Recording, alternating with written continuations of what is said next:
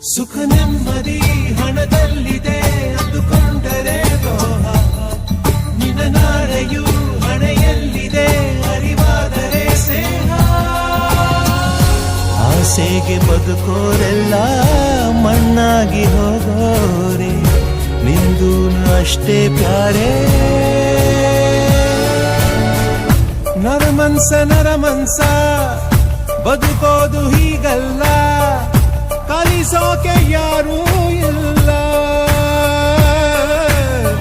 ನರಮನ್ಸ ನಿಂದೇನು ನಡೆಯೊಲ್ಲ, ಅವನಿಷ್ಟದಂಗೆ ಎಲ್ಲ.